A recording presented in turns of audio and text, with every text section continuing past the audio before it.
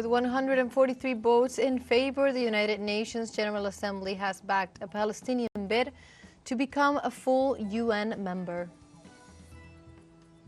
In Brazil, the number of people affected by the rains has risen to 1.7 million due to flooding in the state of Rio Grande do Sul since the end of April.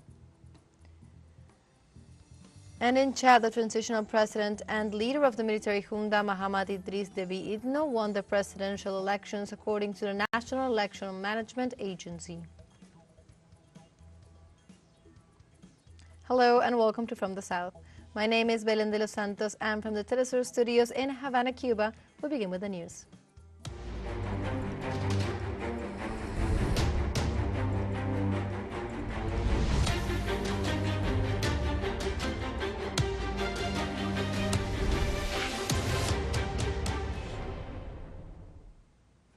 The United Nations General Assembly has backed a Palestinian bid to become a full UN member. The Assembly adopted a resolution on Friday with 143 votes in favor and 9 against, including the U.S. and Israel, while 25 countries abstain. This does not give the Palestinians full UN membership, but recognizes them as qualified to join and recommends the UN Security Council reconsider the matter favorably. The vote represents a global survey of support for the Palestinian bid to become a full UN member, a move that would effectively recognize a Palestinian state after the United States vetoed it in the UN Security Council last month. While it does not grant a vote in the body, the draft resolution will give the Palestinians some additional rights and privileges from September 2024, like a seat among the UN members in the Assembly Hall.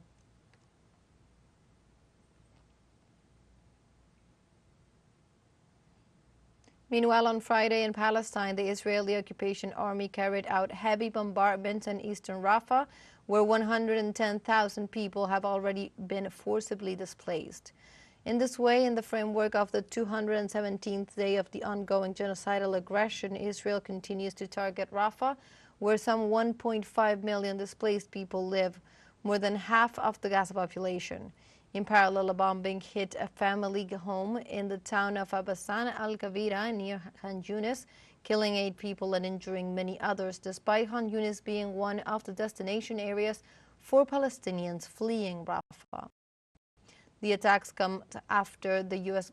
President Joe Biden warned that he would not provide more military aid to Israel if it began a military raid on the Palestinian city of Rafah.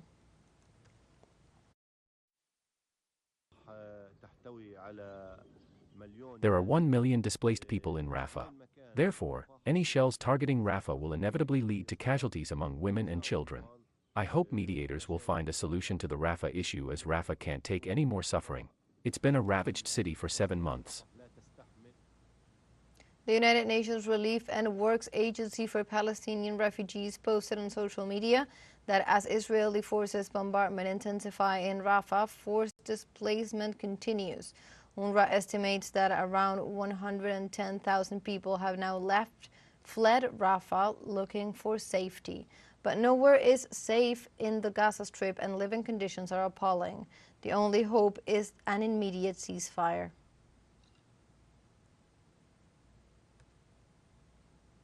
And dialysis patients from a major hospital in Rafah had to be transferred to the Nasser Hospital center nearby Khan Yunis in southern Gaza Strip, where Israeli ground troops withdrew a month ago. Patients and staff at the Abu Yusuf al-Najjar hospital were forced to evacuate on Wednesday as the Israeli operation in Rafah escalated. The hospital was one of the key medical facilities that received the injured in the attacks on the southern city of Gaza. So far, the constant Israeli attacks have closed almost all medical facilities in the besieged Palestinian enclave.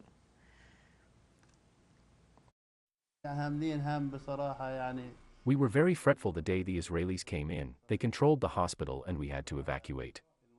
So we started to worry about it, and that happened, and we thought about where to go. But thank God, Nasser Hospital prepared and arranged everything, and that facilitated our emotional welfare. Dr. Atef Al-Houd, director of the Nasser Hospital, spoke about the damages done to the dialysis unit. Today, the dialysis service has stopped completely. The result is that patients have no place for dialysis. As you all know, the dialysis building was completely burned down and cannot be restored in a short time, so we were forced to create a dialysis department with existing capacities, using an old desalination plant, repairing it and reusing it as much as possible, for 25 dialysis machines at Nasser Hospital. On Friday, the United Nations Relief and Works Agency for Palestinian Refugees, the UNRWA, temporarily closed its headquarters in East Jerusalem after being attacked by Israeli extremists who set fire to the perimeter of the facility.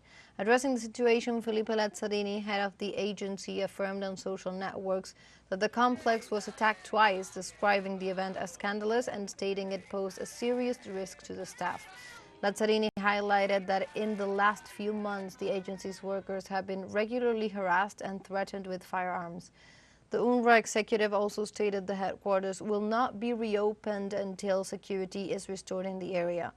These attacks come after Israeli authorities claimed that the agency workers were linked to Hamas with no proof.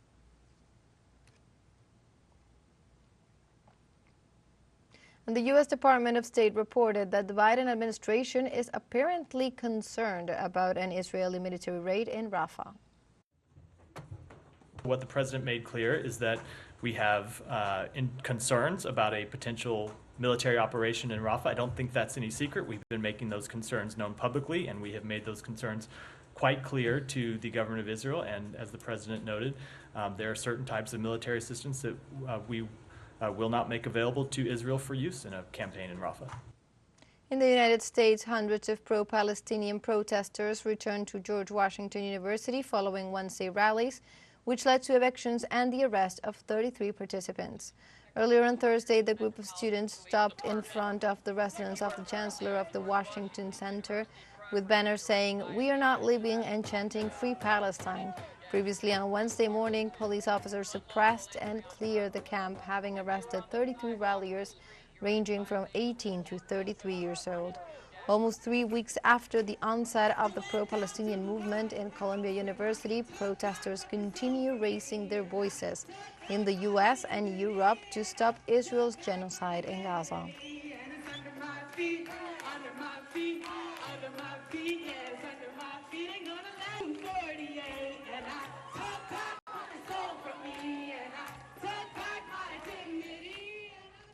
And we now move on to other topics. Iran's second round of parliamentary elections began on Friday to determine the remaining 45 seats in the 290-member legislature.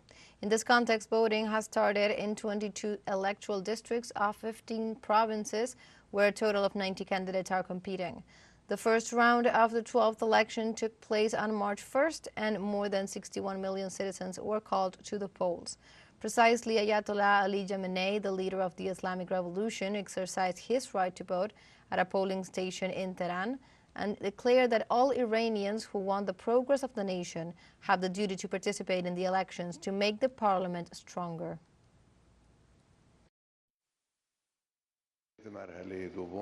The significance of the runoff elections is no less important than that of the main elections.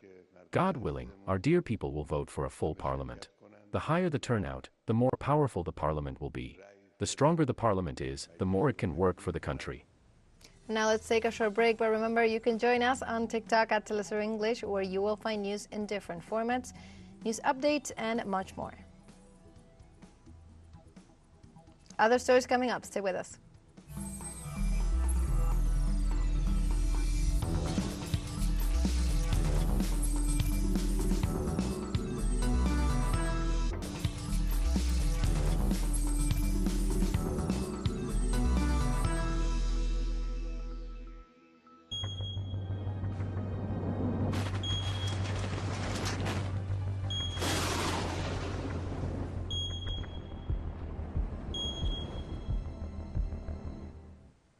Welcome back from the south. In Brazil, the number of people affected by heavy rainfall has risen to 1.7 million in the state of Rio Grande do Sul. The latest update provided by Civil Defense indicates that the number of municipalities impacted by rains and floods striking the country since the end of April rose to 431. In addition, while the number of deaths due to the storms remains at 107, There are still 134 people reported missing and 754 injured. In this context, the most intense rainfall is expected to hit the region between the 10th and the 12th of May. With this forecast, the state's governor, Eduardo Leite, stated that the authorities are looking for dignity, protection, and care for each of the people that are currently forced to live in shelters.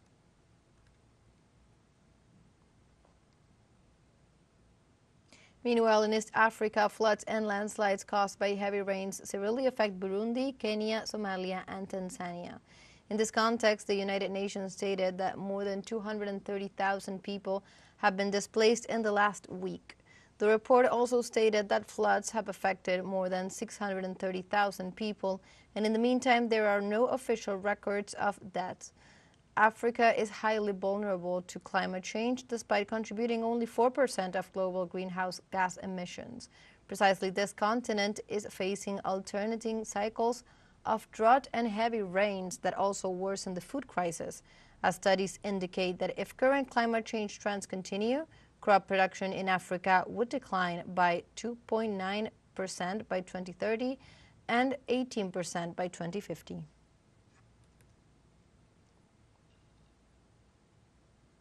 We go now to other topics, as Cuba denounced on Thursday the decision by a U.S. court to absolve a Cuban citizen accused of a terrorist attack against the Caribbean nation's embassy in Washington. The Cuban Foreign Ministry expressed its deep concern about the ruling issued on May 1st by a District of Columbia's judge. According to the statement, Alexandra Lazo fired all 32 rounds from a magazine of an AK-47 semi-automatic rifle against Cuba's embassy on April 20th in 2020, causing extensive property damage to the exterior and interior of the building and endangering the lives of several people inside. The statement also accused the U.S. policy against Cuba, which it described as aggressive and a permanent incitement to violence by U.S. politicians and anti-Cuban extremist groups. Meanwhile, in Panama, the National Scrutiny Board proclaimed Jose Raul Molina as president-elect of the nation, following his victory in the elections held on Sunday. Molina will be sworn in as a head of state on July 1st, following a transition process that will begin on June 3rd. At the ceremony, he signed the act of proclamation in front of the magistrates of the Electoral Tribunal and international observers. The newly president-elect pledged to work in conjunction with international organizations in the processes of repatriating Panamanians overseas and deporting migrants who enter the country through the Darien Gap, the jungle border with Colombia.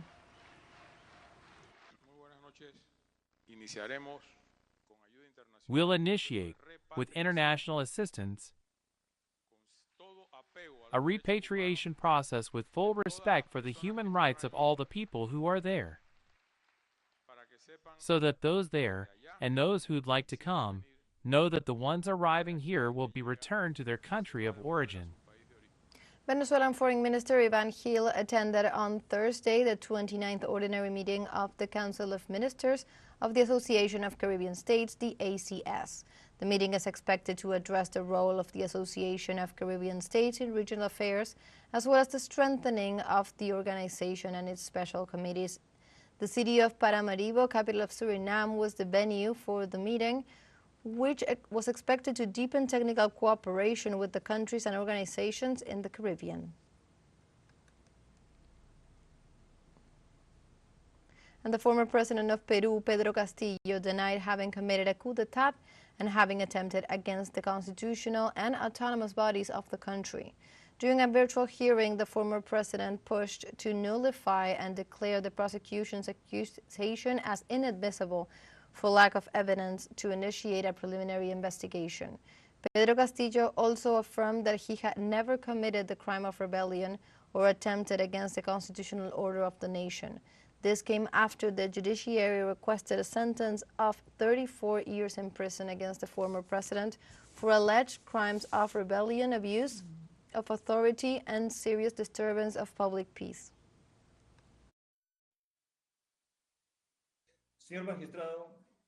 Mr. Magistrate, I'm accused of having committed a crime. I never committed it. I'm accused of carrying out a coup d'etat. I would like to ask the public ministry, as any citizen says, where in the procedural code, penal code, where in the Constitution is a coup d'état mentioned? I never committed a crime of rebellion. I simply read a document without any consequence.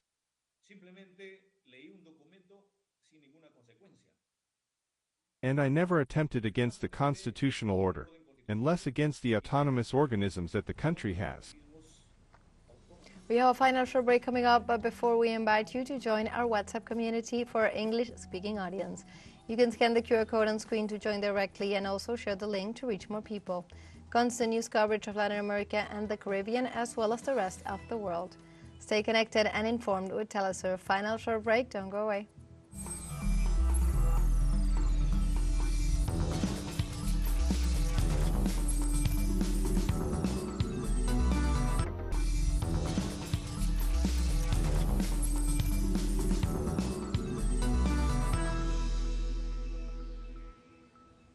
Welcome back from the south. In the Republic of Chad, the transitional president and leader of the military junta, Mahamat Idris Deby Itno, won the presidential elections on Monday, May the 6th, according to the National Election Management Agency.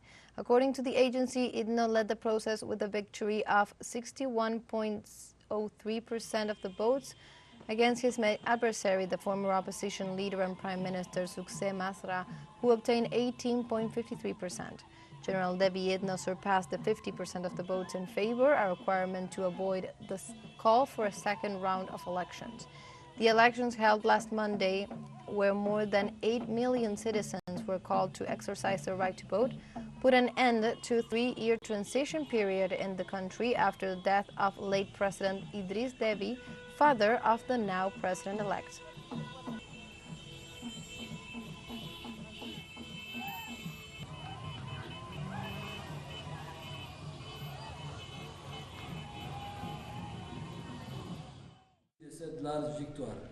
In view of this overwhelming victory, I am now the elected president of all Chadians.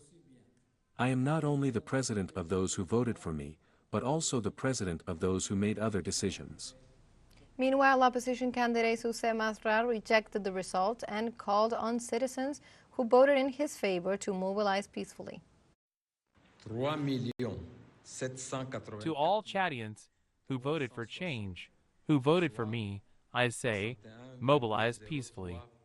Do it calmly, with the same spirit of peace that you have shown in thinking about the future that we are going to build together. Witness what you have seen during these elections.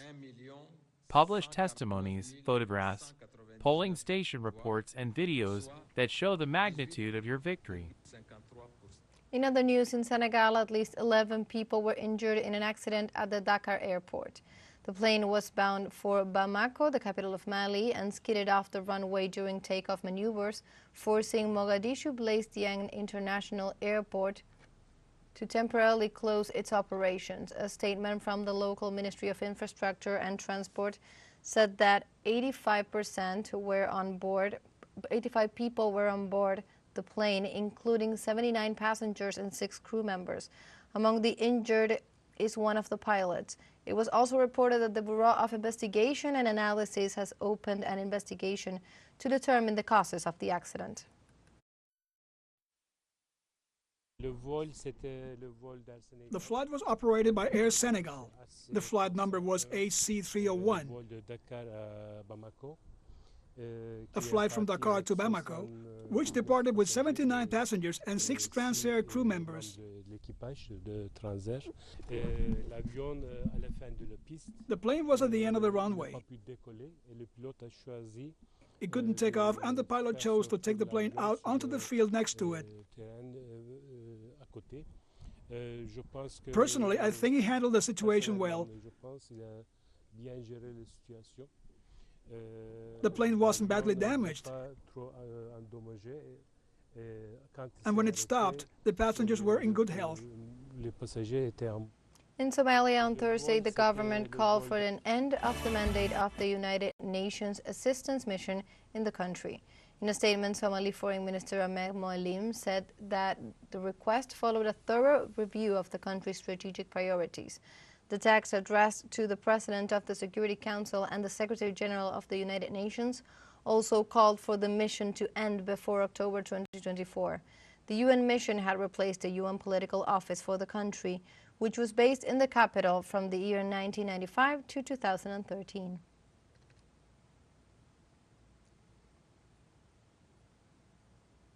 And in Spain, a total of 25 works from 7 countries will compete in the 7th edition of the Kino Ibero-American Animation Awards, with Brazil, Mexico, and Spain leading the nominations.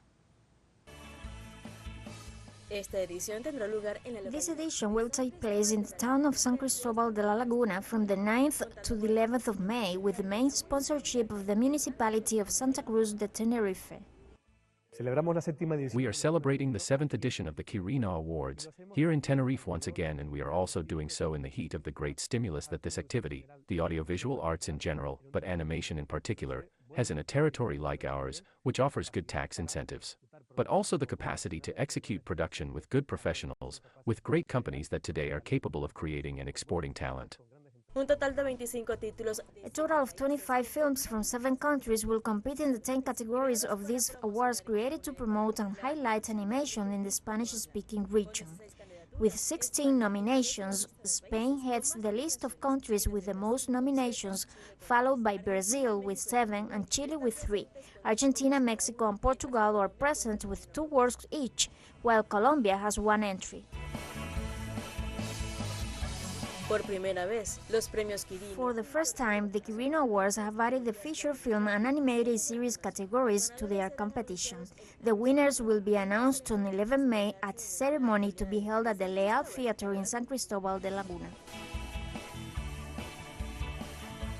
The selection of the winners will be in charge of an outstanding jury made up of important directors. The Kino Awards will also organize a new edition of its co-production and business forum, an initiative designed to promote the production and circulation of works in this region made up of Spain, Portugal, and Latin American countries.